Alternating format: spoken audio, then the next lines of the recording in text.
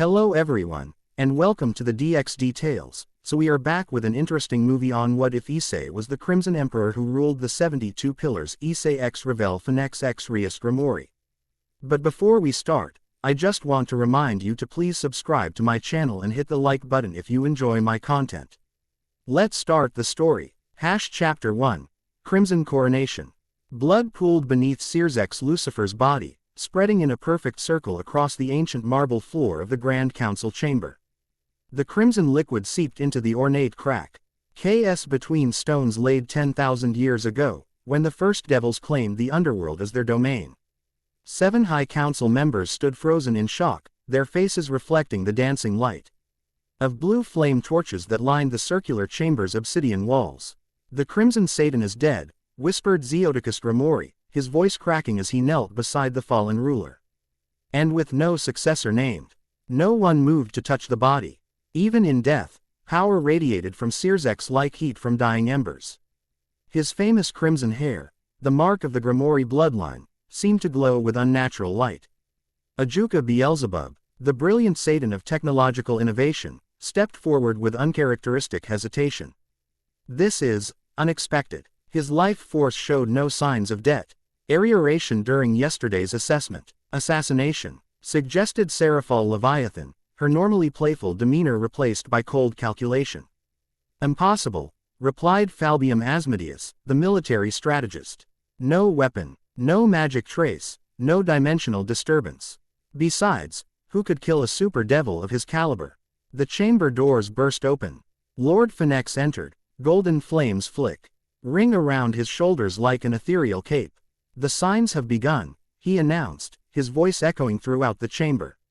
The 7 stars align. The ancient prophecy activates. The council members exchanged troubled glances. Lord Baal, patriarch of the highest-ranked pillar family, narrowed his eyes. "You cannot possibly believe. Look." Lord Phenex pointed to Searsx body. The blue D that had pooled beneath the fallen Satan was moving, defying gravity as it rose into the air in glistening droplets. The crimson spheres coalesced, forming glowing characters in an ancient language few could still read. "The Dragon Emperor's throne awakens," translated Ajuka, his scientific mind struggling to process the supernatural phenomenon. "The Crimson One shall rise."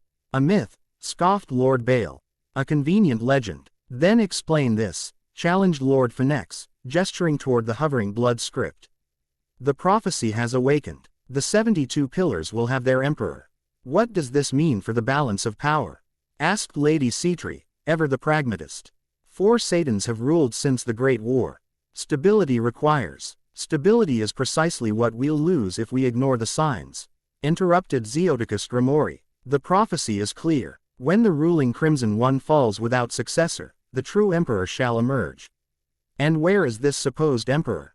demanded Lord Baal. "Some mythical figure to magically appear and claim authority over all our houses?" "I think not." Ajuka Beelzebub had moved to a corner of the chamber, where he manipulated complex magical calculations that hovered in the air before him. "There's a power spike," he announced. "Unprecedented. Location: Human World, Japan." The floating blood abruptly splashed back to the floor, but not before forming one final symbol that made even Lord Baal's face pale. "The mark of the Red Dragon Emperor. Issei Hyodo woke with a scream caught in his throat and fire in his veins.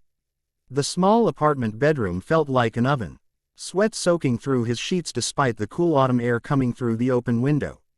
"Again," he muttered, examining his left arm where red scales had emerged during his sleep. The scales receded as he calmed his breathing, disappearing beneath normal human skin. At 21, Issei had spent the last 4 years learning to control these episodes. Ey had begun on his 17th birthday, frightening manifestations of power that no human should possess. The dreams always accompanied the transformations, visions of vast empires, ancient battles, and a throne made of crystallized fire. A sharp knock interrupted his thoughts. Hyodo-san called his elderly landlady through the door. "There are people here to see you. Very important-looking people." Issei checked the time. 5:23 a.m. No normal visitors arrived at this hour. "Give me 5 minutes," he called, pulling on jeans and a simple black t-shirt. He moved to his small kitchenette, pressing a concealed switch beneath the counter. A hidden compartment slid open, revealing several magical artifacts he'd acquired over the years, tools that had helped him understand and control his growing powers. He selected a simple ring engraved with protective runes and slipped it onto his right hand.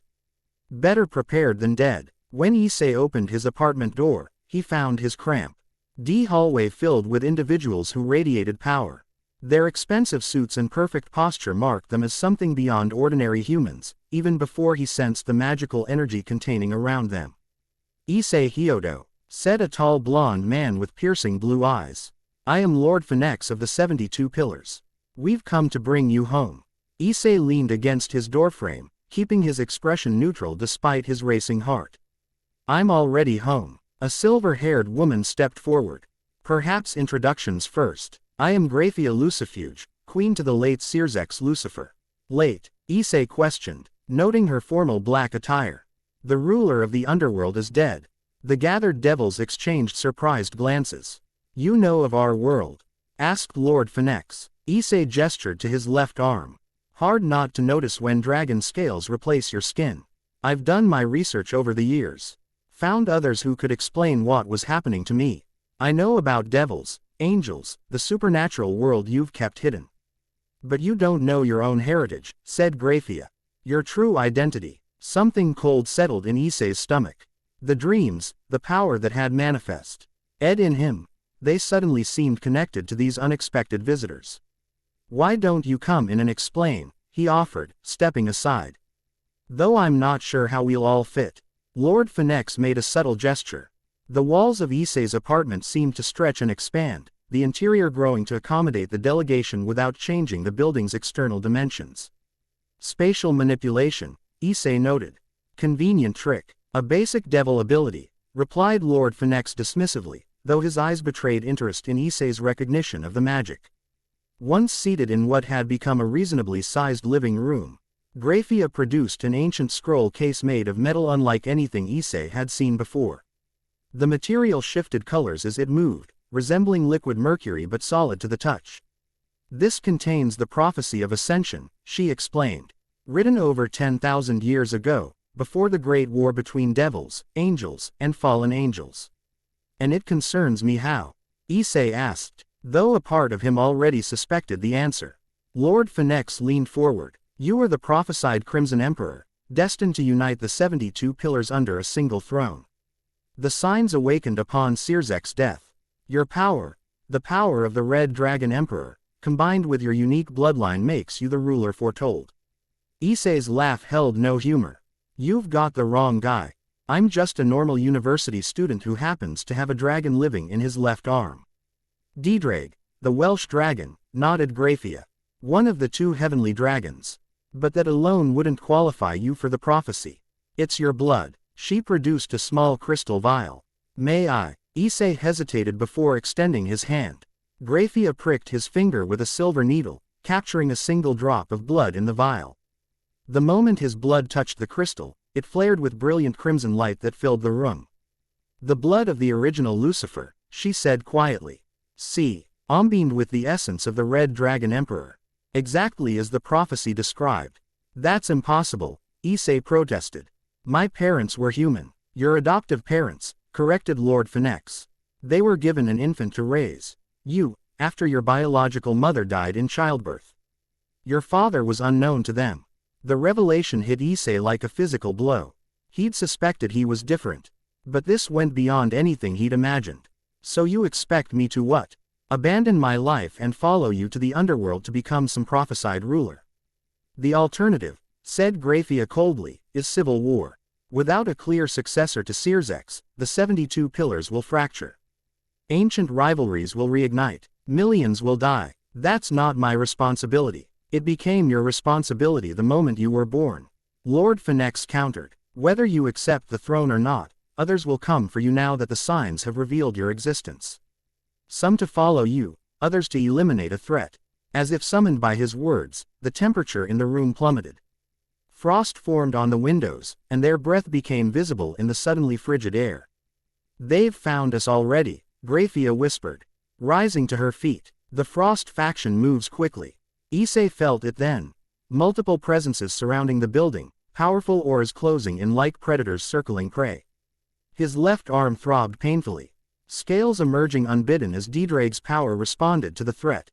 What's happening? He demanded. Those who oppose the prophecy, Lord Phenex explained, Gull. Den flames springing to life around his hands. Devils who prefer the status quo, who fear what your rule might bring.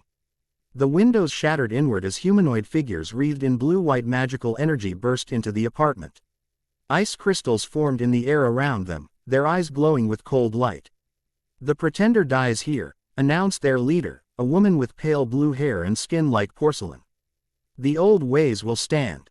Graphia stepped forward, her own ice magic forming intricate patterns before her. Lady Esdeath of House Leviathan. You dare attack the prophesied emperor before he's even crowned. I dare prevent a catastrophe, replied Lady Esdeath. The 72 pillars need no emperor. Issei had moments to process what was happening before the first attack came. A spear of ice hurled directly at his heart. Acting on instinct honed through years of private training, he sidestepped the projectile and raised his left arm. I didn't ask for any of this, he said. Feeling Ddrake's power surge through him. But I won't die for it either. The scales spread across his arm completely now, transforming it into a draconic gauntlet that glowed with emerald light. W are gathered at his fingertips, unfocused but immense. Boost, announced a voice from the gauntlet, deep and ancient. The apartment erupted into magical combat. Lord Phenex's golden flames met Lad Esdeath's ice magic in explosive bursts of steam and energy. Graphia's precision attacks targeted the other assassins, her control so perfect that the destructive magic avoided damaging the building's structure. Issei found himself confronted by two attackers, devils with magic focused through ornate daggers that left trails of freezing energy in their wake. Nothing personal, pretender, said one, lunging forward. Just politics. Quote, Issei's body moved with unexpected fluidity, as though muscle memory he'd never developed guided his actions. He caught the attacker's wrist, the dragon gauntlet easily absorbing the freezing magic. Boost, the gauntlet announced again, doubling his strength. With a twist, Issei broke the attacker's arm and commandeered the magical dagger. The second assassin hesitated, reassessing the supposed easy target. I don't want to kill anyone, Issei warned, surprising himself with his calm. But I will defend myself. Mercy is weakness, spat the assassin. Summoning a larger ice construct, a massive hammer that materialized above Issei's head. Explosion. The gauntlet roared. Issei channeled the stored power upward, a blast of crimson energy shattering the ice hammer. The backlash threw the assassin against the wall with enough force to crack the plaster. Across the room, Lord Phenex had gained the upper hand against Lady Esdeath, his flamme pushing back her ice magic inch by inch. But Issei saw what the Devil Lord did not. A third assassin positioned behind him, preparing a strike meant to penetrate even a Phenex's legendary regeneration. Without thinking, Issei threw the magical dagger he'd acquired.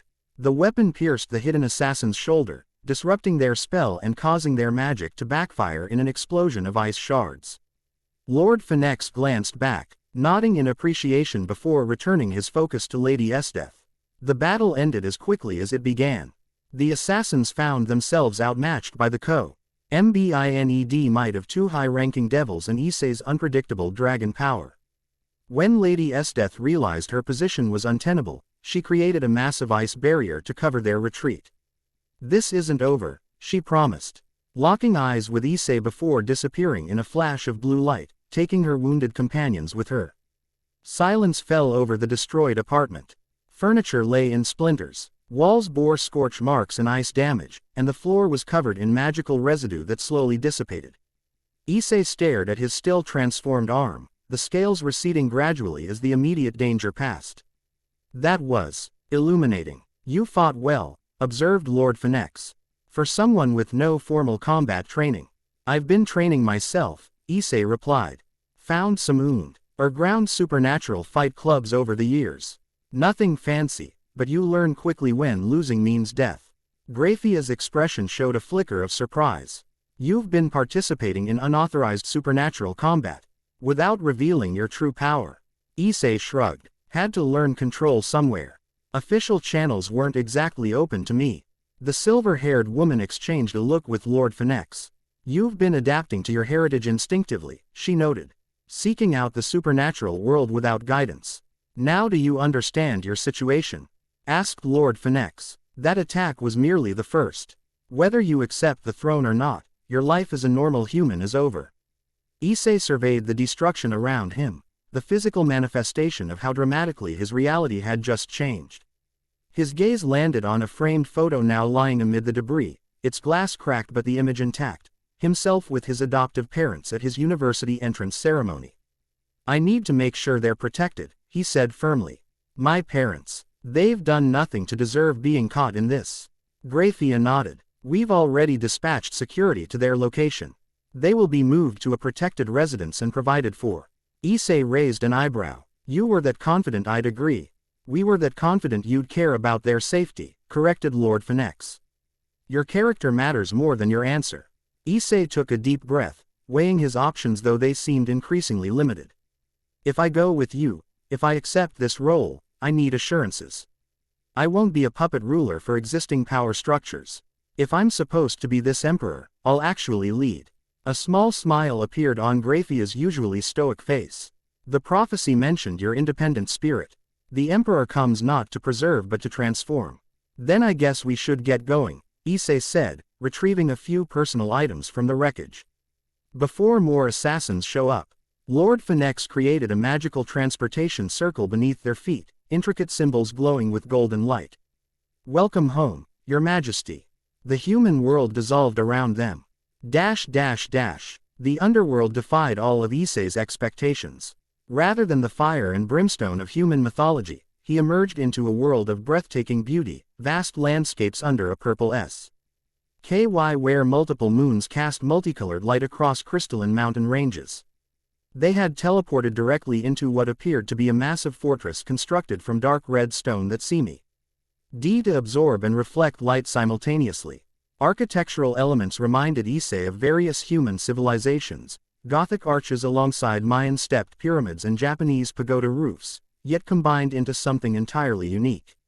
The Crimson Citadel, announced Grafia, traditional seat of underworld governance since the end of the Great War. Servants appeared immediately, devils of the Arius ranks based on the number of wings visible on their backs.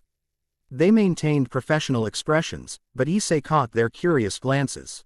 Word travels fast, he observed. Faster than we'd prefer, admitted Lord Phenex. Which means we must move quickly. The coronation must happen today. Today. Issei stopped walking. I just learned about all this hours ago. Political necessity, explained Grafia. Every moment without official leadership creates opportunity for factions to mobilize. The attack you experienced demonstrates that opposition is already organizing. A new voice joined the conversation. Besides, we need to establish your legitimacy before the summit of houses tomorrow.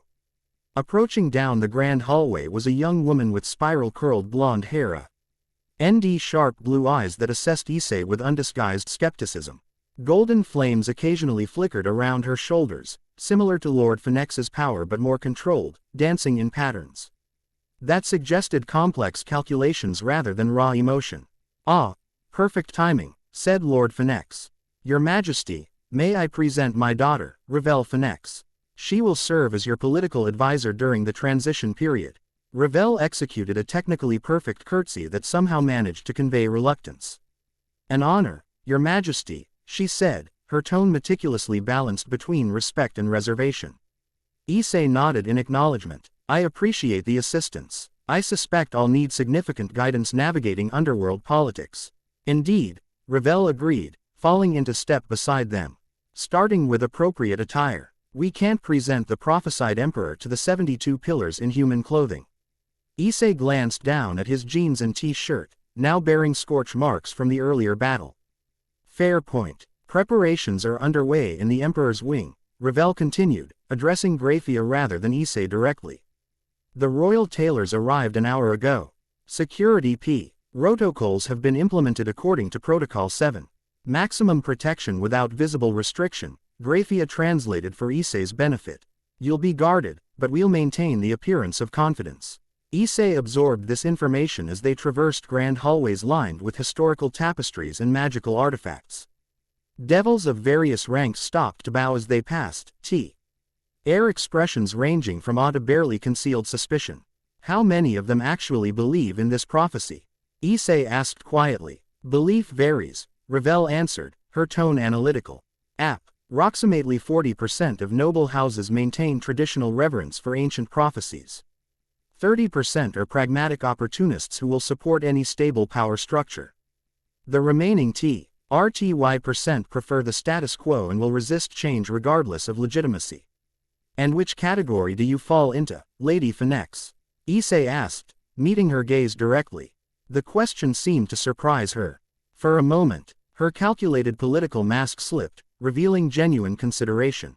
I believe in evidence and outcomes, she finally replied. The prophecy has shown remarkable accuracy so far. Whether that makes you the rightful emperor remains to be proven through your actions. Honesty, Issei noted with approval. I'll need that more than flattery. Something flickered in Ravel's expression, a reassessment. Before she could respond, they arrived at massive doors carved from what appeared to be a single piece of crimson crystal. The Emperor's wing, announced Graphia. Unopened since the prophecy was sealed. The doors recognized Issei's presence, glowing with internal light as they swung open silently. Beyond lay chambers of breathtaking opulence, not merely luxurious but imbued with magical energy that made the very air feel charged with potential. The coronation will take place in the Grand Cathedral at sunset, Graphia explained. Until then, you should rest and prepare. The royal tailors will attend you shortly. Lord Phenex bowed formally. With your permission, I must coordinate security with the other loyal houses. Issei nodded, still processing the rapidly changing circumstances. Thank you for your assistance earlier. Once Lord Phenex and Graphia had departed, Issei found himself alone with Ravel in the expansive royal chambers. An awkward silence stretched between them. You have questions, Ravel finally stated, moving to a sideboard where she poured 2 glasses of a liquid that shimmered like liquid rubies. Several thousand, Issei confirmed, accepting the offered drink, starting with, what exactly is expected of me during this coronation? Ravel's businesslike demeanor returned. You'll undergo the ritual of acknowledgement, where representatives of the 72 pillars will test your bloodline claim. You'll receive the traditional regalia, including the crown of dominion. You'll make a formal address establishing your initial priorities. And what should those priorities be? Issei asked, taking a careful sip of the drink. It tasted like concentrated sunlight with complex undertones of spices he couldn't identify. Ravel paused, studying him. Most advisors would present you with a prepared speech advancing their family's interests. But you're not most advisors. A ghost of a smile touched her lips. No, I'm not. The most urgent priority is stability. Many houses fear what your ascension means for the power structure that has balanced the underworld for centuries. Acknowledge their concerns while projecting absolute confidence in your right to rule. Balance tradition with transformation, Issei mused. Respect the past while signaling change. Ravel's eyebrows rose slightly. That's precisely right. I may not know devil politics, but leadership principles are universal, Issei said, setting down his glass. People fear uncertainty more than change itself. Before Ravel could respond, a knock at the door announced the arrival of the royal tailors, a team of devils with measuring instruments that moved of their own accord and fabrics that shifted colors and textures continuously. The next hours passed in a blur of preparations. Issei was measured, fitted, briefed on protocol, introduced to key ceremonial officials, and continuously updated on security arrangements as House S declared their positions on his ascension. Throughout it all, Ravel remained by his side, efficiently managing the chaos while providing concise explanations whenever Issei showed confusion. Her ideal skepticism seemed to soften incrementally as she observed his quick grasp of complex political dynamics and thoughtful questions about underworld governance. As sunset approached, Issei found himself standing before a mirror. Barely recognizing his reflection, the royal tailors had created regalia that seemed designed specifically for him, crimson armor with draconic motifs that covered High's torso while leaving his arms free for movement, layered with a ceremonial robe that appeared to be made from solidified flames. The armor incorporates scales donated by Tannin, the former Dragon King, explained Ravel. Inspecting the final adjustments. A significant endorsement from the Dragon faction. How did you arrange that so quickly? Issei asked, impressed. We didn't, Ravel replied. He arrived unannounced an hour ago, offering them as a coronation gift. Said the dragons recognized the signs before anyone else. Issei adjusted the ceremonial sword at his hip, a blade he'd been informed was purely symbolic. As true combat would rely on his innate powers. Any updates on opposition movements? Ravel's expression turned serious. House Baal continues to question the legitimacy of the prophecy. Houses Glacia Labelas and Astaroth have officially declared neutrality, which effectively means opposition. Security has intercepted 3 more assassination attempts. They're persistent, Issei observed. Power transitions are always dangerous, Ravel said. Particularly unexpected ones based on ancient prophecies. A knock at the door interrupted them. Grafia entered, her expression grave. It's time, she announced. But there's a complication. The Frost faction has blockaded the western approach to the cathedral. They're demanding the coronation be postponed. NDING, investigation of the prophecy's authenticity. A delay tactic, Ravel analyzed immediately. They hope to gather more opposition forces. The traditional procession route is compromised, Grafia continued. We've prepared an alternative, but it will mean passing through the common quarter. Less secure, more public exposure. Issei considered this information. What would a traditional emperor do in this situation? Historically, Ravel looked thoughtful. Either retreat to safety and postpone, or force through the blockade with military might. Neither option establishes the right tone, Issei decided. The first shows weakness, the second tyranny. What do you suggest? Asked Grafia, a note of curiosity in her voice. Issei smiled, an idea forming. The prophecy calls me the Dragon Emperor, correct? Let's give them a dragon. The citizens of the common quarter had heard rumors all day, whispers of the prophecy awakening, of a new emperor rising to claim the Crimson Throne. Few believed it would affect their daily lives. Power struggles among the noble houses rarely did. When the sky darkened prematurely above the market district, conversations stopped mid-sentence. People looked up to see a massive form blocking the purple light of the underworld sky, a dragon with scales of deepest red, wingspan casting shadows across entire city blocks. Riding atop the dragon, standing with perfect balance on its back, was a figure in crimson armor that caught the fading light like burning embers. Power radiated from him in visible waves, a combination of draconic energy and devil magic that created a corona effect around his form. The Emperor comes, someone shouted, and the call was taken up throughout the district. Tannin, the Dragon King, roared. As he circled above the city, a sound that reverberated through stone and bone alike. Devils of all ranks poured into streets and onto rooftops, watching in awe as the dragon descended toward the cathedral district. Aboard Tannin's back, Issei maintained his stance through sheer force of will, one hand gripping a spine ridge for stability. Beside him, Ravel Phenex stood with remarkable composure despite the precarious position. Her golden flames providing additional visibility in the gathering dusk. The Frost faction blockade has scattered, she reported, a magical communication circle hovering before her. Apparently, confronting a Dragon King wasn't in their strategic calculations. A wise assessment, rumbled Tannin beneath them. Though I would have enjoyed the exercise. Issei surveyed the city spreading below them, a vast metropolis of architectural styles spanning millennia, divided into districts that represented the complex social hierarchy of Devil society. In the distance rose the Grand Cathedral, its spires reaching toward the underworld sky like obsidian needles. How are you feeling? Ravel asked quietly, her question nearly lost in the rush of wind. Issei considered his answer carefully. Like I'm playing a part in someone else's story, he admitted. But also, like I've been preparing for this without knowing it. Ravel studied him with analytical precision. The prophecy speaks of intuitive knowledge, memories of the first emperor embedded in the bloodline. That would explain the dreams, Issei murmured. Before Ravel could inquire further, Tannin began his descent toward the cathedral plaza, where thousands of devils had gathered to witness the historic event. The Dragon King landed with surprising grace for his massive size, lowering his head to allow Issei and Ravel to dismount. The plaza fell silent as Issei's feet touched the ground.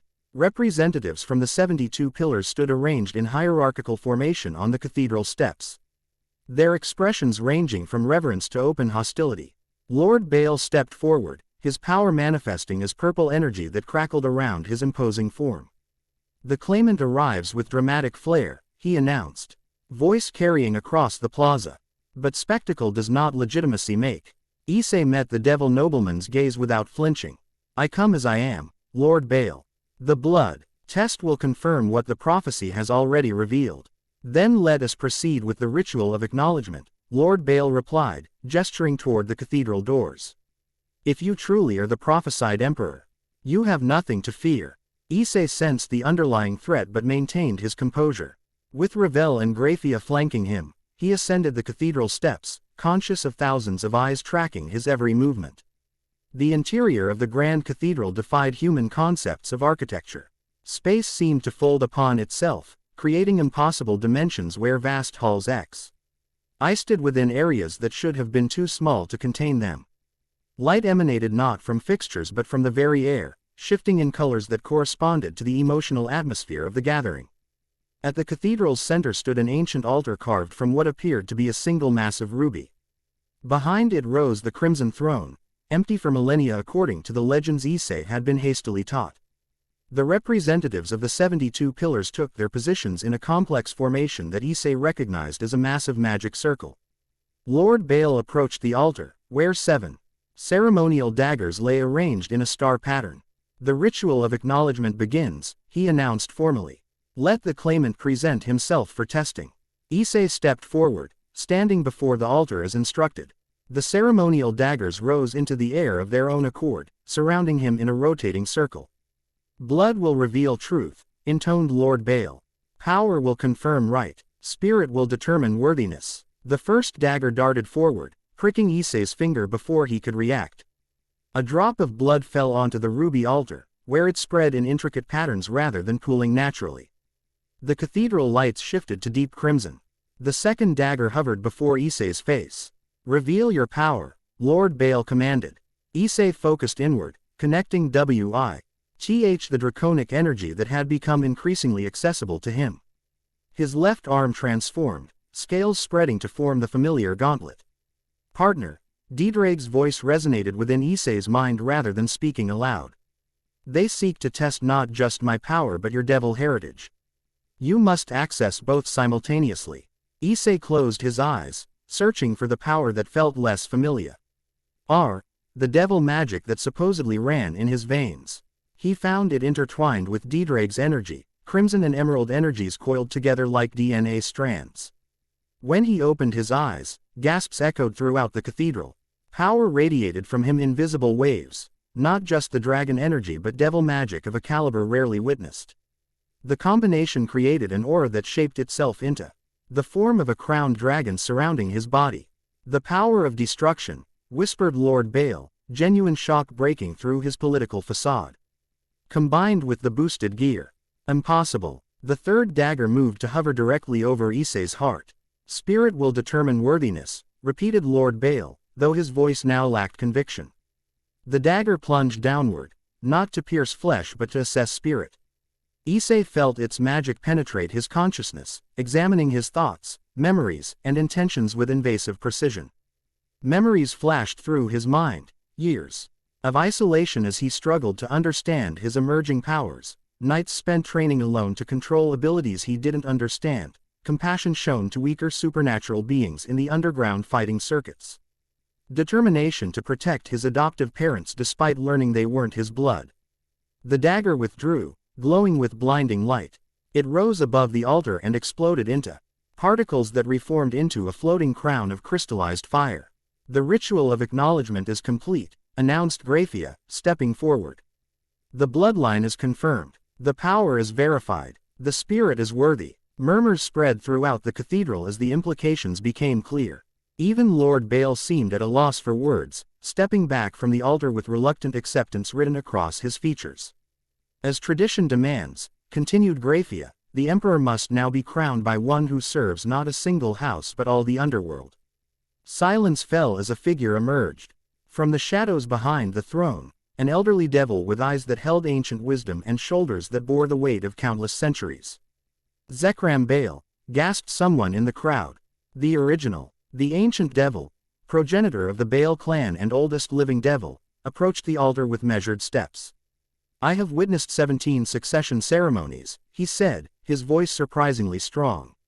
But never the crowning of the prophesied emperor. He lifted the floating crown with gnarled hands. I remember the sealing of this prophecy in the days after the original Lucifer fell. Few believed it would ever activate. Zekram studied Issei with eyes that seemed to peer through flesh and bone to examine his very soul. You carry a heavy burden, young one. The Emperor's path is not merely about power but transformation. The Crimson Emperor comes not to preserve but to renew. He placed the crown upon Issei's head. The crystallized fire neither burned nor weighed upon him, instead merging partially with his aura to create a permanent corona effect. I, Zekram Baal, first of the 72 pillars, recognize Issei Hyodo as the Crimson Emperor, rightful ruler of the underworld and all its domains. The declaration resonated with magical authority that none could challenge. Throughout the cathedral, devils knelt in acknowledgement, some eagerly, others reluctantly, all recognizing the binding nature of the ceremony. Issei turned to face the gathered representatives, feeling the weight of expectation pressing down more heavily than the crown itself. He caught Ravel's eye among the crowd, noting her subtle nod of encouragement. I stand before you not through ambition but destiny, Issei began, his voice carrying naturally throughout the vast space. I did not seek this throne, but I will not shrink from its responsibilities. He paused, allowing his gaze to travel across the gathered nobles, acknowledging both supporters and skeptics alike. I understand your concerns. Change brings uncertainty, and the prophecy speaks of transformation. But transformation need not mean destruction of what came before. Issei moved to stand before the Crimson Throne but did not yet sit. I pledge to honor the traditions that have sustained the underworld while embracing the changes necessary for its future. I will listen before commanding, understand before judging, and serve before ruling. He noted with satisfaction that his words appeared to be landing as intended, reassuring traditionalists while maintaining the promise of progress. As my first act, Issei continued, I call for a grand summit of all supernatural factions, devils, angels, fallen angels, yokai, and others, to establish new foundations for cooperation in this changing world. This announcement caused visible stirs throughout the gathering. Such a summit hadn't occurred since the tentative peace agreements following the Great War. Until then, Issei concluded, I ask for your patience as I learn, your wisdom as I grow, and your loyalty as I serve. Together, we will forge an underworld stronger than ever before. With these words, Issei finally seated himself upon the Crimson Throne. The moment he did, power surged through the cathedral, magic older than the 72 pillars themselves activating in response to the prophecy's fulfillment. The throne's crystalline structure glowed with internal fire, reshaping itself slightly to better accommodate its new occupant. One by one, representatives of the 72 pillars approached to pledge fealty, some with genuine enthusiasm, others with carefully masked reservation. Throughout the lengthy ceremony, Issei maintained regal composure while observing the political dynamics playing out before him. Lord Baal approached last, his expression inscrutable. The House of Baal acknowledges the Crimson Emperor, he stated formally, the minimum required by protocol. The Emperor acknowledges House Baal's proud heritage and vital role in underworld stability. Issei responded carefully. The exchange, while outwardly cordial, carried undercurrents that everyone present could interpret, neither open hostility nor true alliance, but cautious neutrality with potential for either. As the ceremony concluded and nobles began to disperse, Ravel approached the throne with a formal bow. Your Majesty, the coronation has been successfully completed. And now the real work begins, Issei replied, rising from the throne once the last officials had departed. I need comprehensive briefings on all major political factions, outstanding diplomatic situations, and immediate threats requiring attention. Ravel nodded, producing a magical tablet that displayed organized information categories. Already prepared. I've the liberty of scheduling briefings with key department heads for tomorrow morning. Efficient, Issei noted with approval. Though I suspect neither of us will sleep much tonight. The opposition won't remain quiet for long. Indeed, Ravel agreed. Security reports indicate increased movement among houses aligned with the Frost faction. Nothing actionable yet, but concerning. They walked together from the cathedral into an adjacent strategy room where Graphia awaited with maps displaying the underworld's political landscape. Your coronation speech was well received, Graphia reported. Particularly the balance between respect for tradition and promises of necessary change. Necessary being the operative word, Issei noted, studying the maps. Which houses pose the most immediate threat? The discussion continued late into the night, with Issei absorbing vast amounts of information about underworld politics, supernatural factions, and historical conflicts that informed current tensions. Throughout, Ravel remained by his side, offering concise explanations of complex dynamics and occasional subtle guidance when Issei's human perspective missed devil cultural nuances. "You're a quick study," she observed during a rare quiet moment as they reviewed security protocols for the imperial residence. "Necessity," Issei replied with a wry smile. "When you discover you have dragon powers at 17, you either learn to adapt quickly or destroy everything around you." Curiosity flickered across Ravel's features. "How did you manage? Without guidance or training?" Issei considered the question. "Trial and error. Mostly error at first. I found underground supernatural fight clubs where I could practice control without revealing my full abilities. Made connections with information brokers who provided limited knowledge about the supernatural world. Remarkably resourceful," Ravel acknowledged. "Most awakening sacred gear users either join established factions or destroy themselves through lack of control. I had motivation to master it," Issei said simply. "Power without control endangers everyone around you." Something in his tone must have revealed more than intended. As Ravel's analytical gaze sharpened. "You lost someone." Issei's expression closed slightly. "A story for another time, perhaps." Before Ravel could respond, a magical alert flared on the security displays. Graphia returned immediately from where she'd been conferring with guards outside. "We have a situation," she announced. "The Frost faction has made their move." "Another assassination attempt?" Issei asked, already rising to his feet. "No," Graphia replied, her expression grave. "Something potentially more damaging. They've produced a young woman who claims to be the daughter of Sears's Lucifer. Born in secret and hidden from political enemies. She's challenging your claim to the throne." "On what grounds?" Ravel demanded. "The prophecy specifically requires the bloodline of the original Lucifer combined with the Red Dragon Emperor. They're claiming the prophecy as a metaphorical text being misinterpreted," Graphia explained. "And that direct descent from the previous ruler takes precedence over ancient predictions." Issei absorbed this information calmly. "Where is she now?" Addressing a gathering of noble houses at the Bale estate, Graphia reported. "Gaining significant support. They're moving faster than anticipated," Ravel noted with professional concern. "We expected challenges but not organized opposition this quickly." Issei moved to the window, gazing out at the underworld capital stretching before him, his capital now, according to laws and prophecies he'd learned about mere hours ago. The weight of responsibility settled more firmly upon his shoulders. "What would you advise?" he asked both women. "Traditional response would be immediate enforcement of your authority," Graphia said. "Dispatch Imperial guards to Disby and the unauthorized gathering and bring the pretender before you for judgment." Which would play directly into their narrative of a tyrannical outsider, Issei concluded. "And the alternative? Request an audience with the claimant," suggested Ravel. "Present yourself as reasonable and open to dialogue while maintaining absolute confidence in your legitimate claim." Issei nodded slowly. "Arrange it, but not here. Neutral territory where neither side has home advantage." "The ancient assembly hall at the boundary of the noble and common districts," Ravel suggested immediately. "Historically used for disputed succession cases." Quote, "Perfect," Issei agreed. "And ensure public access. If this is to be a battle for legitimacy, let the people of the underworld witness it directly rather than through noble interpretations." Graphia raised an eyebrow at this unprecedented suggestion but nodded. "I'll make the arrangements." As she departed to implement the plan, Ravel remained behind, studying Issei with renewed interest. "An unusual approach," she commented. "Traditionally, power disputes among devils are settled behind closed doors. Which benefits those with established influence," Issei replied. "I'm an outsider with a claim based on prophecy and bloodline. Transparency serves my position better than secrecy.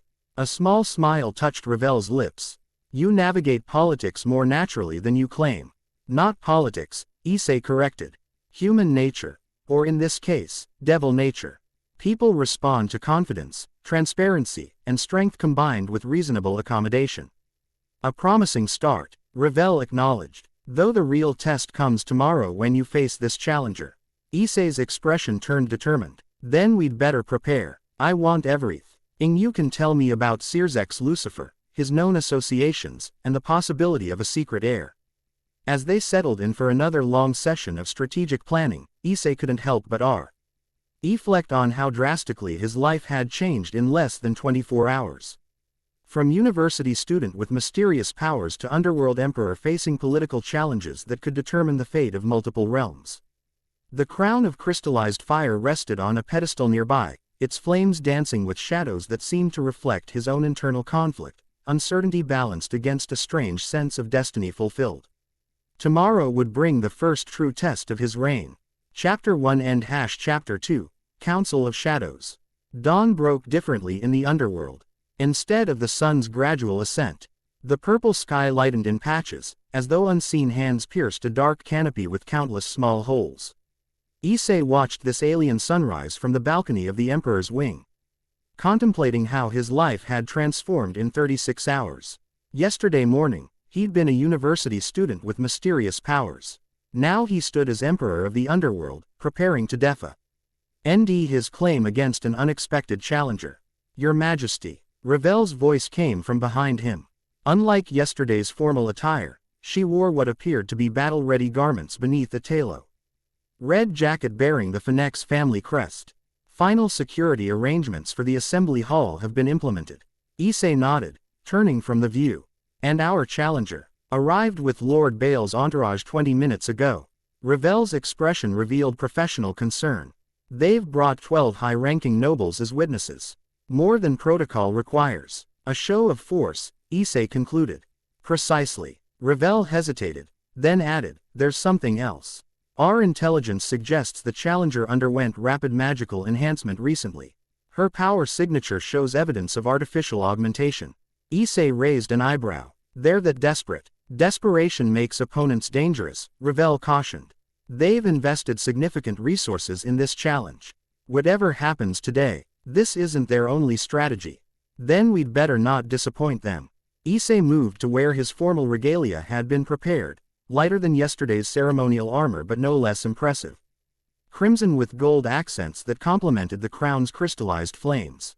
As Imperial guards escorted them through the Crimson Citadel's winding corridors, Issei observed the building's architecture with fresh eyes. What had seemed randomly eclectic yesterday now revealed deliberate purpose.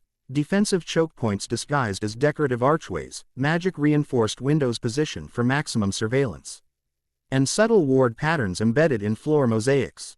The citadel was designed by Mephistopheles during the post-war reconstruction, Ravel explained, noticing his interest. Beauty-concealing function is his architectural signature. I'll need to learn these passages, Issei noted. Relying on escorts creates vulnerability.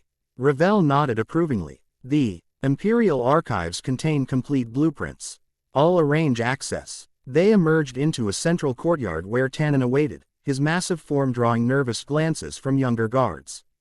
Dragon transport again? Issei asked. Different message today, rumbled Tannen. Yesterday demonstrated power. Today requires dignity. Issei understood immediately. No dramatic entrance. We arrive formally, with appropriate respect for traditional venues. The Emperor learns quickly, Tannen observed with draconic approval. Their procession to the ancient assembly hall moved through the capital's central districts at measured pace. Imperial guards in formation, followed by administrative officials, with Issei and Ravel in an open carriage that allowed citizens clear views of their new ruler. Tannen flew above at respectful height, his presence protective without being overtly intimidating. Issei noted the citizens' reactions as they passed. Curiosity mixed with uncertainty, occasional bows alongside whispered conversations. Not adoration, but not hostility either. A population reserving judgment. They've heard rumors of the challenge, Ravel said quietly. Public opinion remains malleable. The ancient assembly hall stood at the precise boundary between noble and common districts, a circular structure of weathered white stone topped with a crystalline dome. Unlike most underworld architecture, it contained no obvious magical elements, its power residing in historical significance rather than supernatural enhancements. As their procession approached, Issei observed the gathered crowd, nobles in formal attire standing alongside common devils from surrounding neighborhoods. The atmosphere crackled with anticipation. Ravel leaned closer. "Remember, this is political theater. The legal confirmation occurred at your coronation.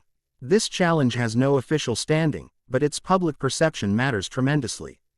Issei nodded, maintaining regal composure as imperial guards formed a path through the crowd. Theater requires a compelling performance. The interior of the assembly hall matched its external simplicity, concentric rings of stone seating surrounding a central circular platform. No magical amplification, no elaborate decorations, just ancient stone worn smooth by countless proceedings across millennia. Lord Bale already occupied the challenger's position, standing beside a young woman with striking crimson hair, the exact shade associated with the Gremory clan, which had been Sears's Lucifer's original family. She wore elegant but simple attire, projecting humble nobility rather than ostentatious power. Clever staging, Issei acknowledged silently. Everything about her presentation suggested legitimate heritage without arrogance. As protocol dictated, Issei took his position opposite the challenger, with Ravel standing slightly behind him. Graphia, representing the administrative continuity of the underworld government, assumed the neutral arbiter position between them. "This assembly gathers to hear a matter of succession," Graphia announced formally, her voice carrying naturally throughout the chamber. "Milica's Gremory has presented a claim based on direct descent from Sears's Lucifer, previous ruler of the underworld." Murmurs rippled through the assembled witnesses. The name Milica's carried weight. It had been Sears's father's name before he took the Lucifer title. Such claim stands in apparent conflict with the ascension of Emperor Issei through prophetic succession, Graphia continued. "Both parties have agreed to present their positions before witnesses according to ancient tradition." Lord Bale stepped forward. "The noble houses have maintained order in the underworld through established succession principles since the Great War. Milica's Gremory is Sears's Lucifer's daughter, born in secret and hidden to protect her from political enemies during uncertain times. With her father's passing, she emerged to claim her rightful position according to blood inheritance." The young woman, Milica's, stepped forward with graceful confidence. "I make no grand claims to prophecy or destiny," she said, her voice gentle yet firm. "I seek only to continue my father's work in guiding our realm toward peace and prosperity." Issei studied her carefully. Her power signature indeed showed recent manipulation, magical enhancements layered atop naturally significant abilities. But something else caught his attention. Subtle inconsistencies in her magical aura that suggested complexity beyond mere augmentation. Graphia turned toward Issei. "The Emperor may respond." Issei stepped forward, projecting calm authority rather than defensiveness. "The prophetic succession activated upon Sears's Lucifer's death has been confirmed through the ritual of acknowledgement, witnessed by representatives of all 72 pillars and verified by Zekram Bale himself." He paused, allowing his gaze to move deliberately between Milica's and Lord Bale. "I have no desire to contest against Sears's Lucifer's legacy. Indeed, I honor his contributions to underworld stability. However, two facts must be addressed." Issei turned to face the assembled crowd directly. "First, the prophetic succession represents not arbitrary preference but supernatural necessity. The confluence of powers required for underworld leadership in coming challenges was foretold precisely because conventional succession would prove insufficient." Murmurs spread through the audience as he continued. "Second, and more immediately relevant, the clause I am before us contains fundamental deception." Lord Bale's expression darkened. "You dare question, not question," Issei interrupted smoothly. "Observe." He stepped toward Milica's, who maintained impressive composure despite the direct confrontation. "I acknowledge your power, which is considerable. But it is not Sears's Lucifer's power, nor does it contain the genetic signature of the Gremory bloodline." Issei raised his left hand, allowing just enough of Diedrag's power to manifest that his fingers developed subtle scales, not threatening, but demonstrating his connection to draconic abilities. The Red Dragon Emperor possesses certain, perceptive capabilities regarding power signatures. Yours has been artificially constructed, masterfully, but detectably. The crowd's murmurs grew louder. Milika's maintained her composed expression, though tension showed around her eyes. If you are indeed Sirzek's Lucifer's daughter, Issei continued calmly, you will not object to a simple blood verification using the same ritual that confirmed my own claim. Lord Bale stepped forward. The private heritage of noble houses cannot be subjected to public spectacle. Then let it be conducted privately. Issei countered immediately, with witnesses chosen by both sides. Unless there is reason to avoid such verification. The strategic trap was set. Refusing verification would confirm suspicion. Accepting would reveal the deception. Issei maintained steady eye contact with Milika's, whose composure finally showed cracks, uncertainty flickering across her features. The tension stretched until Milika's herself broke it with unexpected grace. There will be no need for verification, she said quietly. Her form shimmered as complex illusion magic dissolved, revealing a completel. Why different person? A young man with silver hair and calculating eyes. Gasps echoed throughout the chamber. Lord Bale's face contorted with barely contained fury. Euclid Lucifuge, Graphia stated, a genuine shock breaking through her professional demeanor. My brother. The revealed impostor bowed with mocking formality. Forgive the deception, Your Majesty. I merely wished to test the discernment of our prophesied emperor. By falsely claiming Sirzek's Lucifer's bloodline. Graphia's voice carried dangerous chill. By manipulating noble houses into supporting fabricated claims. Politics requires occasional theater. Euclid replied with calculated nonchalance. I merely provided what certain factions wanted, an alternative to prophecy-based succession. Issei observed the rapidly shifting dynamics. Lord Bale's expression suggested he hadn't known about the deception, while other nobles displayed varying degrees of embarrassment and calculation. The common devils in attendance watched with fascination as high politics unfolded before them. Euclid Lucifuge, Issei pronounced formally. You have committed fraud against the imperial succession. What defense do you offer? Euclid smiled thinly. Defense implies acknowledged wrongdoing. I prefer to frame this as alternative interpretation of legitimacy requirements. Alternative interpretation doesn't require physical disguise and fabricated bloodline claims. Issei countered. His voice remained measured, but those closest could feel subtle pressure as his power responded to his controlled anger. Graphia stepped forward. By ancient law, attempted interference with succession carries significant penalties. How fortunate that we have a new emperor known for innovative approaches, Euclid replied smoothly. Who promised transformation rather than rigid adherence to outdated traditions. The calculated appeal to Issei's own coronation speech demonstrated Euclid's political adeptness. The chamber fell silent, all eyes turning to Issei, his first public test of judgment. Issei considered his options carefully, aware of the multiple audiences observing his decision. Harsh punishment would satisfy traditionalists but contradict his promise of reasoned leadership. Leniency might appear weak to nobles accustomed to strict hierarchy. Euclid Lucifuge, Issei finally pronounced. Your actions undermine not merely my authority but the integrity of succession protocols that protect all underworld citizens from chaotic power transitions. He paused, allowing the statement to register. However, our skills at magical manipulation and political maneuvering are too valuable to waste on conventional punishment. Issei turned to Graphia. Is there precedent for compulsory service to the realm as restitution for political crimes? Graphia raised an eyebrow but nodded. The Reformation protocols established during post-war reconstruction.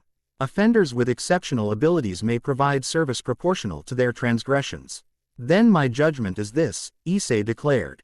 Euclid Lucifuge will serve 1 century in the Imperial Intelligence Division, using his considerable talents to strengthen rather than undermine underworld security. During this period, his magic will be bound with loyalty protocols developed by Ajuka Beelzebub himself. Murmurs of approval spread through the chamber. The punishment demonstrated authority without excessive harshness, while practically utilizing valuable skills. Euclid's expression revealed brief surprise before settling into calculated acceptance. Most creative, Your Majesty. I look forward to demonstrating my value through constructive channels. As Imperial guards escorted Euclid away, Issei turned to Lord Bale. Were you aware of this deception when you presented the challenger? The directness of the question left no diplomatic escape routes. Lord Bale's face tightened. I was informed of a legitimate succession claim and provided appropriate noble sponsorship. The verification of such claims traditionally occurs during formal proceedings, as indeed happened today. The careful phrasing acknowledged no direct wrongdoing, while avoiding outright denial of awareness. Political speech at its most refined. Then we both learned something valuable today, Issei replied neutrally. The importance of thorough verification before public proceedings. The calculated non-accusation allowed Lord Bale to preserve dignity while everyone present understood the subtle reprimand. The Bale patriarch inclined his head stiffly before withdrawing with his entourage. As the assembly dispersed, Issei maintained regal composure until returning to the imperial carriage, where Ravel joined him behind privacy screens. That was extraordinarily well handled, she said, genuine admiration evident in her voice. The perfect balance of authority and pragmatism. I had excellent preparation, Issei acknowledged, referring to their strategy sessions. Though Euclid's involvement was unexpected. Completely, Ravel agreed. Graphia's brother has been peripheral to underworld politics for decades. His sudden involvement suggests coordination beyond what we initially suspected. Issei nodded thoughtfully. Multiple factions with different motivations opposing the prophetic succession. Some for ideological reasons, others for practical power concerns. And some, perhaps, for reasons we haven't yet identified, Ravel added. Euclid Lucifuge is brilliant but rarely acts without sophisticated purpose. Today's charade seems almost distracting. A test of my capabilities. Or diversion from something else entirely. Issei considered the possibilities as their carriage returned to the Crimson Citadel. Both warrant investigation, Ravel concluded. But first, you have exactly 43 minutes before your first Great Council meeting. The 72 pillars await their emperor's inaugural address. Issei suppressed a grimace. One political challenge navigated, a greater one immediately ahead. Then let's not keep them waiting. The Great Council chamber occupied the Crimson Citadel's heart, a vast circula. Our space with 72 ornate seats arranged in hierarchical tiers facing a central dais. Each seat bore the crest of its corresponding pillar family, with material and decoration reflecting that use's particular powers and historical significance. As Issei entered through the emperor's private passage, all conversation ceased. Representatives from every pillar family rose in formal acknowledgement, their expressions ranging from genuine respect to carefully masked skepticism. The ceremonial protocol required Issei to acknowledge each house in order of traditional ranking, beginning with Bale and proceeding through all 72 before taking his position on the central dais. Ravel had drilled him relentlessly on the complex hierarchy, emphasizing subtle variations in the tradition. Greeting for each house based on historical relationships with imperial authority. Issei moved through the chamber with measured dignity, demonstrating respect for tradition while projecting confident authority. He noted which representatives met his eyes directly and which averted their gaze, cataloging potential allies and opponents. Lord Phenex, Ravel's father, received the prescribed formal greeting but added a subtle nod of approval that wasn't part of protocol. Lord Bale maintained rigid formality, his expression betraying nothing after the morning's embarrassment. Lady Citri, known for analytical assessment, studied Issei with undisguised curiosity. When Issei finally reached the central dais, he surveyed the assembled representatives, the concentrated power of underworld nobility gathered in a single chamber. Tradition dictated that his inaugural address establish immediate priorities in governing philosophy. Representatives of the 72 pillars, Issei began, his voice carrying naturally throughout the chamber. Our realm stands at a crossroads between honored tradition and necessary evolution. He paused, allowing his gaze to move deliberately across the assembled nobles. The prophetic succession activating after millennia signals not arbitrary change but necessary adaptation to emerging challenges that transcend conventional power structures. Issei gestured toward the ancient symbols carved into the chamber's ceiling, representations of the original pacts that formed Devil society. Our ancestors created systems to preserve Devil civilization through catastrophic war and fragile peace. They succeeded because they valued survival above rigid adherence to familiar patterns. This historical reference earned approving nods from several older devils. Issei continued, "The immediate priorities of this administration are threefold: internal security against factions seeking destructive disruption, diplomatic realignment with other supernatural powers, and infrastructure modernization to strengthen all underworld territories." He outlined specific initiatives under each category, noting which proposals generated positive reactions from which houses. Security enhancements appealed to traditionalist houses like Baal and Abaddon. Diplomatic initiatives intrigued moderate houses like Sitri and Astaroth. Infrastructure modernization excited progress. Sieve houses like Gremory and Glacia Labelas. Implementation of these priorities requires council cooperation, Issei concluded. I therefore propose establishment of 3 cross-factional committees, with representation from houses across the political spectrum, ensuring all perspectives contribute to developing comprehensive approaches. The suggestion of inclusive governance, rare in tradition, LLY hierarchical devil politics, generated surprised murmurs throughout the chamber. Before anyone could respond, the massive doors swung open unexpectedly. A young woman with flowing crimson hair entered with confident grace. Her power signature unmistakably genuine Gremory lineage. Unlike the fraudulent Milikas from earlier, this devil's aura radiated authentic noble heritage combined with exceptional magical potential. "Forgive my interruption," she announced, her voice melodious yet authoritative. Intercontinental transport from European territories experienced unexpected interference. Lord Gremory rose from his seat. "The council recognizes Rias Gremory, heir to House Gremory and appointed representative in my stead." Issei observed the newcomer with interest. Approximately his age in devil equivalent years, Rias Gremory carried herself with natural aristocratic confidence tempered by something rarer among devil nobility, genuine warmth that softened her formal demeanor. "The Emperor welcomes House Gremory's heir," Issei acknowledged, following protocol while studying her. Unlike many nobles who performed respect while calculating advantage, Rias executed her formal bow with authentic dignity, acknowledging his position without diminishing her own. "Your Majesty honors us," she replied, taking the vacant Gremory seat. "I look forward to contributing to your progressive vision for our realm." The explicit endorsement from a major house, particularly one connected to the previous administration through Sears Lucifer's original family, shifted the chamber's political atmosphere. Several previously hesitant representatives reassessed their positions as Rias's support suggested continuity between administrations rather than disruptive change.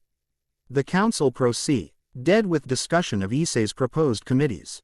Representatives nominated members from their affiliated houses, political negotiations occurring through subtle gestures and coded phrases that Ravel interpreted discreetly for Issei from her advisory position. Rias Gremory participated actively, her contributions revealing sophisticated understanding of both traditional power structures and necessary reforms. She advocated for including representatives from outside the 72 pillars, extra devils and reincarnated devils whose perspectives could provide valuable insights despite their lower social status. Limiting governance input to hereditary nobility ignores critical expertise, she argued when traditionalists objected. The challenges facing our realm transcend class divisions. Wisdom should be valued regardless of its source. Lord Baal responded with predictable opposition. Diluting noble governance undermines the foundations of our society. The 72 pillars have maintained order through adherence to hierarchical principles since the Great War. And yet, Issei interjected thoughtfully, the prophecy that placed me on the throne speaks explicitly of integration between traditional power sources and emerging ones. The Emperor brings together old and new, high and low, joining separate strengths into unified purpose. His reference to specific prophetic text, carefully researched during night preparations, carried weight with traditionally minded representatives who respected ancient predictions despite opposing their implications. A compromise, suggested Lady Sitri, ever the pragmatist. Advisory councils composed of extra devils and reincarnated specialists, providing recommendations to the noble committees without direct voting authority. The suggestion load both factions to claim partial victory. Issei nodded approvingly. House Sitri's wisdom benefits all. Let us implement this structure initially, with assessment after 1 century to determine potential adjustments. The time frame, brief by devil standards, reassured progressives that change remained possible while allowing traditionalists to accept the compromise as temporary. With this framework established, the Council proceeded to discuss specific security concerns, beginning with recent Frost faction activities. Throughout these discussions, Issei noted Rias Gremory's contributions with increasing appreciation. Her proposals consistently balanced practical needs with progressive values, demonstrating nuanced understanding of complex issues. Unlike some progressive representatives who advocated change without addressing implementation challenges, Rias presented comprehensive approaches that acknowledged traditional concerns while advancing substantive reforms. As the Council addressed diplomatic relationships with other supernatural factions, a messenger entered urgently, approaching Grafia with evident alarm. After brief whispered exchange, Grafia moved to Issei's side. "Your Majesty," she murmured discreetly, "we have a developing situation with heaven. Urgent communication from Archangel Michael requests immediate audience regarding potential treaty violation." Issei maintained his composed expression despite the serious implications. Relations between devils and angels remained delicate despite post-war treaties. Accusations of violation could escalate rapidly. "The Council will recess for 1 hour," Issei announced, rising from his position. Committee assignments will continue as discussed, with preliminary reports expected at next gathering. As representatives dispersed, Issei signaled for Rias Gremory to join him and Ravel in the adjoining strategic chamber where Grafia awaited with communication materials. House Gremory maintained airy diplomatic contact with heaven during the previous administration, Issei explained when Rias raised a questioning eyebrow. "Your perspective would be valuable. I'm honored to assist," Rias replied, her expression shifting from political poise to focused concentration. "What's the nature of the alleged violation?" Grafia activated a magical projection showing geographical coordinates in the human world. Angelic territory in Northern Europe reported unauthorized devil presence near a sealed artifact chamber. Detection wards were triggered approximately 3 hours ago. "We've IZED no operations in angelic territories," Ravel stated with certainty. "All diplomatic and intelligence activities are thoroughly documented following the Treaty of Kuo." "Which suggests unauthorized actors," Issei concluded. "Possibly the same factions opposing the succession." Rias studied the projection with narrowed eyes. "That region contains several sealed apocalyptic artifacts from the biblical era. Unauthorized access would indeed constitute serious treaty violation." The projection expanded to reveal communication text from Archangel Michael, formal diplomatic language expressing grave concern, while requesting clarification of devil objectives regarding the detected presence. The tone suggests Michael seeks explanation rather than immediately assuming hostile intent, Rias observed. "He's extending diplomatic courtesy despite the seriousness of the potential violation. A courtesy we should reciprocate with complete transparency," Issei decided. "Establish direct communication channel." Grafia's hands moved through complex magical gestures, creating a communication circle inscribed with both angelic and demonic symbols, a hybrid magical construct developed during recent peace negotiations. The circle glowed with golden light as connection established. Archangel Michael's image appeared above the circle, a handsome man with golden hair and 12 golden wings folded behind him. His expression remained neutral but alert. "Emperor Issei," he acknowledged formally. "Heaven appreciates your prompt response to our concerns." "Archangel Michael," Issei returned with equal formality. "The underworld takes treaty obligations seriously. I've just been informed of the detected presence in your territory."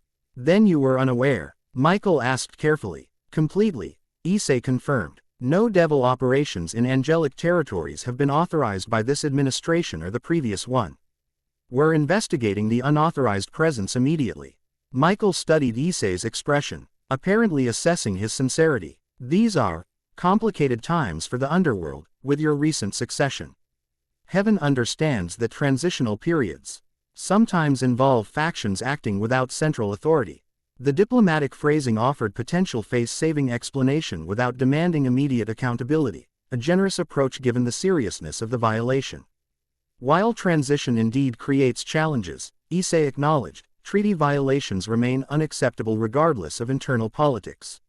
"I propose joint investigation team to identify the trespassers and secure the artifact chamber." The suggestion of joint operation, devils and angels working together, represented significant departure from traditional separation of supernatural factions. Michael's expression registered surprise before shifting to careful consideration. An innovative proposal, Emperor Issei, he finally responded. Heaven would be willing to consider such unprecedented cooperation, provided operational parameters ensure appropriate safeguards for all parties. Of course, Issei agreed. I propose Lady Rias Gremory lead our contingent. Given her diplomatic experience with Heaven during previous administration, Rias stepped forward into the projection's viewable area. Archangel Michael, House Gremory stands ready to facilitate T.'s joint operation with appropriate respect for Heaven's sovereignty and security concerns. Michael nodded with evident approval. Lady Gremory's reputation for fairness precedes her. Heaven accepts this arrangement. His expression turned grave. However, I must emphasize the urgency of this matter. The chamber in question contains artifacts of tremendous destructive potential. Unauthorized acts. SS represents existential threat to human world stability. Understood, Issei assured him. Our team will depart immediately. Please have your representatives meet at neutral territory, perhaps the Vatican diplomatic outpost. Acceptable, Michael agreed. Heaven appreciates the underworld's prompt and constructive response to this situation. As the communication ended, Issei turned to Rias. Select your team carefully. This operation has significant diplomatic implications beyond the immediate security concerns. Rias nodded seriously. I recommend including representatives from both traditional and progressive houses to demonstrate unified response. Perhaps Lady Citri for her analytical abilities and Lord Abaddon for combat strength if resistance is encountered. Excellent suggestions, Issei approved. Ravel, coordinate necessary resources and communication protocols. As Rias departed to assemble the team, Ravel moved closer to Issei, speaking quietly. This situation is suspicious in its timing. Unauthorized devils accessing angelic artifact storage during your first council meeting seems convenient. My thoughts exactly, Issei agreed. Multiple distractions occurring simultaneously. The succession challenge this morning, now potential diplomatic crisis with Heaven. Classic strategic misdirection, Ravel observed. Create numerous situations requiring attention while pursuing primary objective elsewhere. Which means we need to identify what we're being distracted from, Issei concluded. Coordinate with Intelligence Division to monitor all unusual activities across underworld territories, particularly areas containing valuable resources or strategic assets. Graphia approached with updated information. Preliminary reports indicate the devils detected in angelic territory utilized transportation magic bearing House Glacia Labila's energy signature. Interesting, Ravel noted. They maintained neutrality during succession discussions but historically aligned with traditionalist factions. Or someone wants us to believe Glacia Labila's involvement, Issei suggested. Transportation signatures can be falsified with sufficient magical skill. Like Euclid Lucifuge demonstrated this morning, Ravel connected. His illusion capabilities could extend to magical signature manipulation. Follow both possibilities, Issei instructed Graphia. Investigate Glacia Labila's connections while examining potential signature falsification. As Graphia departed to implement these directives, Issei found himself momentarily alone with Ravel. The constant rush of crises had prevented personal conversations since the succession challenge that morning. You handled the council exceptionally well, Ravel offered, her formal advisory tone softening slightly. Particularly the committee structure proposal, finding balance between traditional hierarchy and necessary innovation. I had excellent guidance, Issei acknowledged. Your briefing, materials on each house's priorities and relationships proved invaluable. You did more than simply apply information, Ravel countered.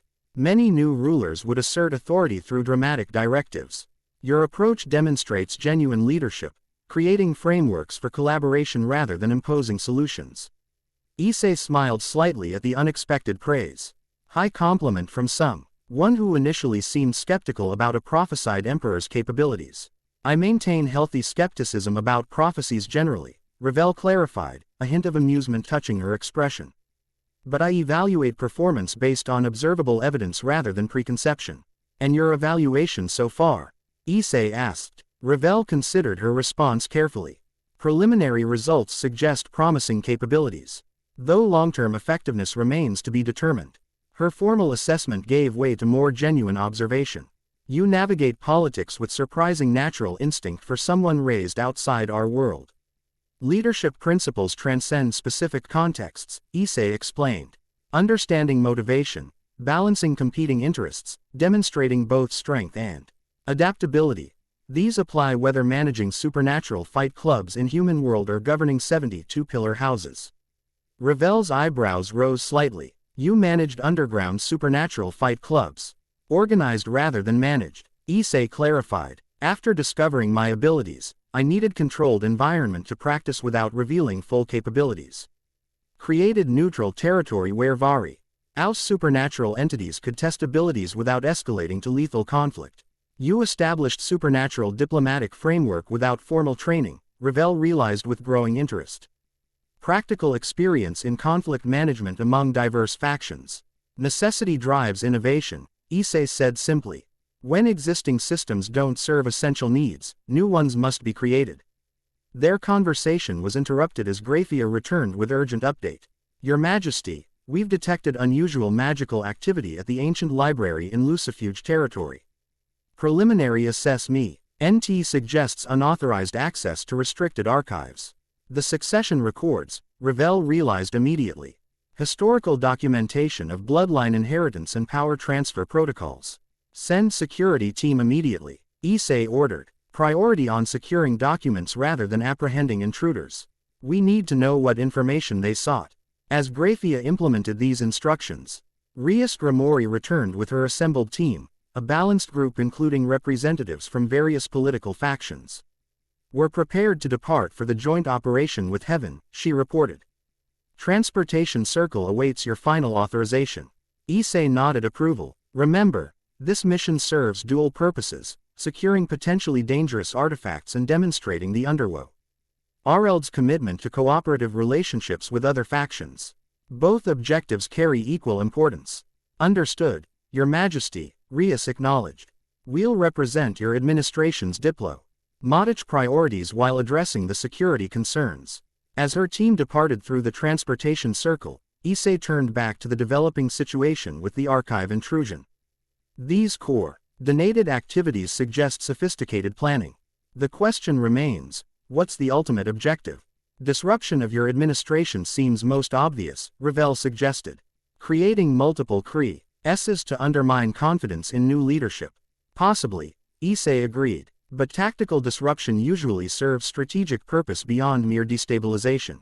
Their analysis was interrupted by an other urgent message, this one from Ajuka Beelzebub, the technologically innovative Satan responsible for Underworld's magical infrastructure. Emperor Issei, Ajuka's projection addressed formally. Quote, I've detected systematic probing of the Evil Peace System's central controls. Someone appears to be mapping vulnerabilities in the reincarnation infrastructure. The implications were immediately concerning. The Evil Peace System, which allowed devils to reincarnate other species into their ranks, formed the foundation of post-war population recovery and power structure. Can you trace the intrusion? Issei asked. Partially, Ajuka replied. They're using distributed access points across multiple territories. Sophisticated approach suggesting insider knowledge of system architecture. Implement countermeasures without alerting the intruders, Issei instructed. We need to understand their objectives before responding overtly. As Ajuka's projection faded, Issei turned to Ravel with grave expression. Archive intrusion, Evil Peace System probing, angelic territory violation, these aren't random disruptions. Systematic information gathering, Ravel concluded, her analytical mind connecting patterns. Historical succession records, artifact access, reincarnation system vulnerabilities, they're collecting components for something significant. But what? Issei wondered, moving to the strategic chamber's central table where magical projections displayed underworld territories with active incident reports highlighted. The pattern suddenly clarified as he viewed the distribution of activities. They're targeting foundational systems, succession protocols, species conversion mechanisms, powerful artifacts. Cornerstones of post-war stability, testing defenses of systems that maintain current supernatural world order, Ravel realized. Preparation for larger destabilization. Their disturbing analysis was interrupted as Grafia returned with update from the archive security team. The intruders escaped before our forces arrived, but we've identified what documents they accessed, historical records regarding the original founding of the 72 pillars and the specify. See bloodline requirements for activating certain ancient artifacts.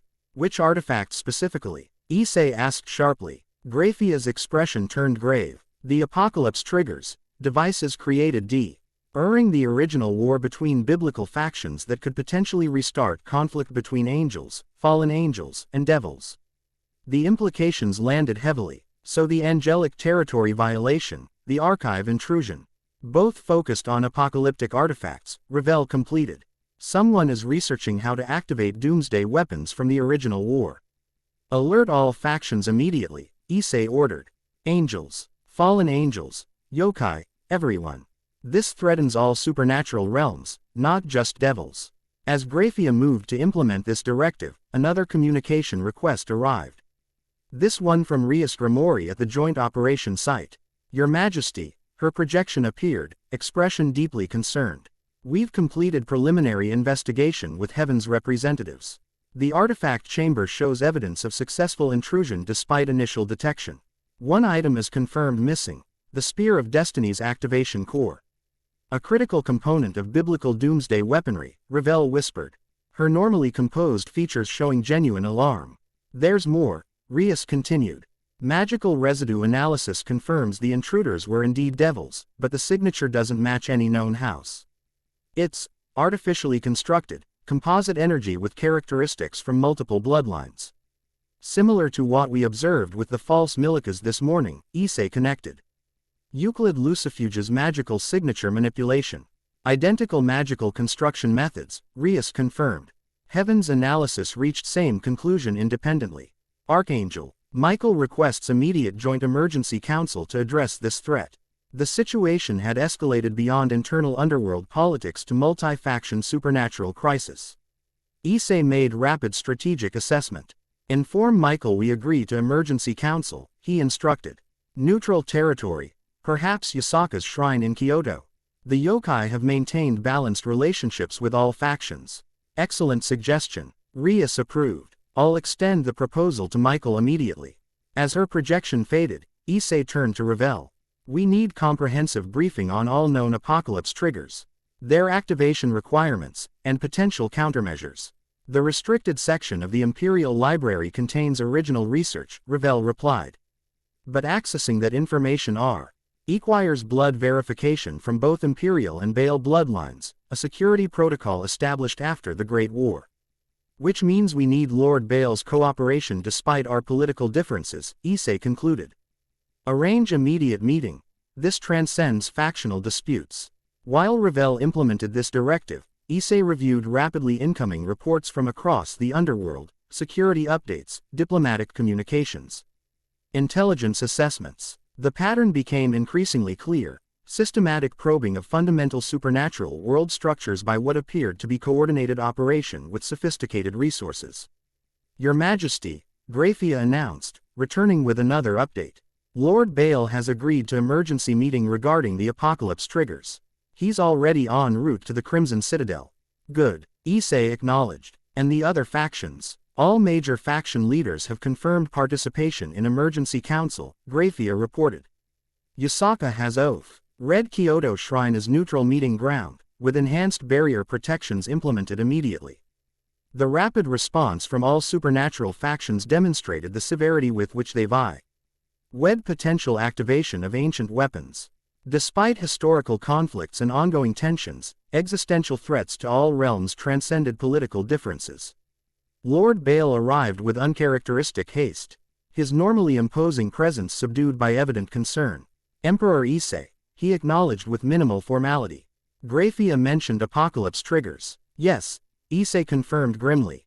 We have evidence that someone is systematically gathering activation components and researching bloodline requirements.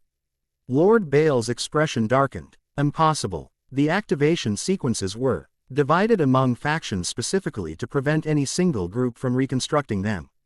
Which suggests multi-faction conspiracy or extremely sophisticated intelligence operation, Ravel observed. Either represents unprecedented threat, Lord Baal acknowledged. The restricted archives contain comprehensive analysis of all known triggers and their safeguards, which require both our bloodlines to access, Issei noted. Political differences aside, this threat concerns all realms. Lord Bale nodded gravely. On this matter, Emperor, you have House Bale's complete cooperation. The archives were sealed by our ancestors for precisely such emergencies.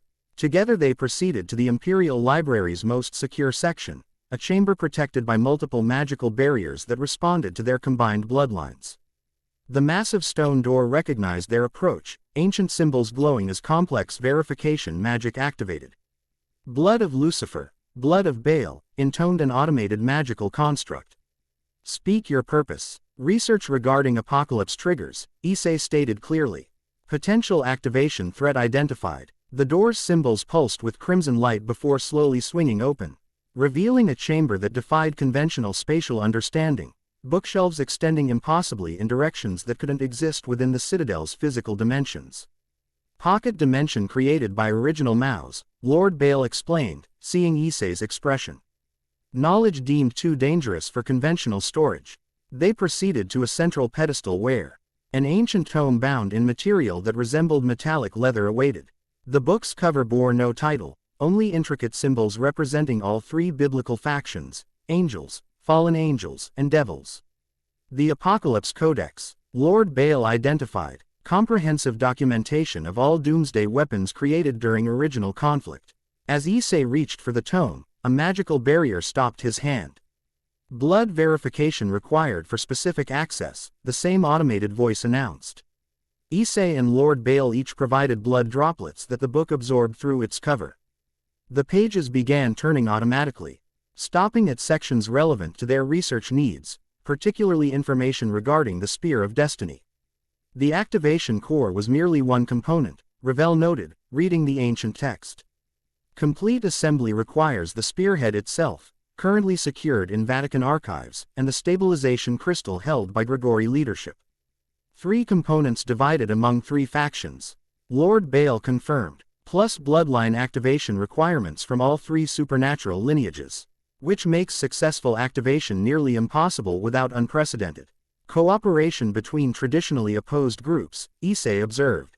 Or sophisticated theft from all 3, Ravel countered. The angelic territory breach suggests capability to penetrate highly secured locations. Their research was interrupted by urgent communication from Rias Gremory.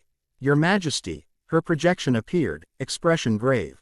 Heaven reports another breach, this one at Vatican archives directly. The Spear of Destiny's physical component has been stolen. The situation had escalated from concerning to potentially catastrophic. 2 of 3 components now missing, with ONL. Why the Gregory held stabilization crystal remaining secured. Implement maximum security alert to Gregory immediately, Issei ordered. Their component will undoubtedly be next target. Already done, Rias confirmed. Azazel has moved the crystal to their most secure facility with personal guard detail. We need to accelerate the emergency council, Issei decided. How quickly can faction leaders assemble in Kyoto? Most can teleport immediately given crisis priority, Rias reported. Full assembly possible within 3 hours. Make it happen, Issei directed. Emphasize apocalyptic read level to ensure appropriate resources. As Rias's projection faded, Issei turned back to the ancient texts, searching for critical information about the spear's capabilities and potential countermeasures.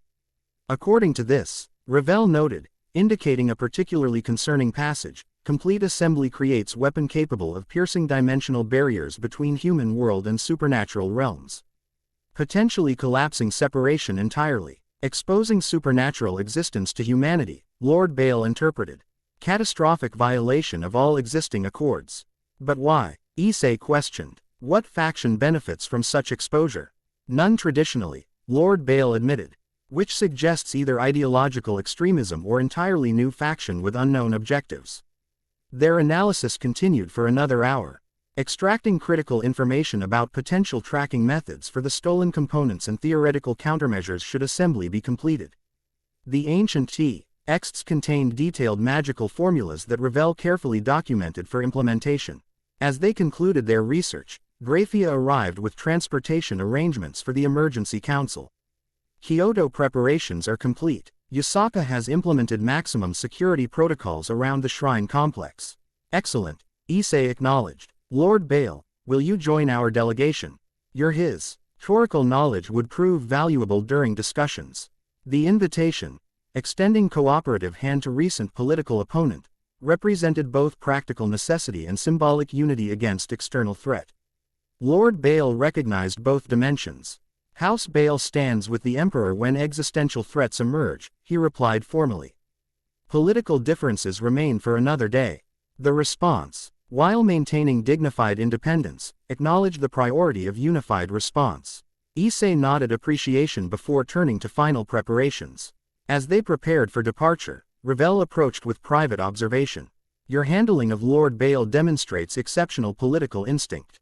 Involving opposition in crisis response both utilizes their expertise and creates foundation for potential future cooperation. It's not political calculation, Issei clarified.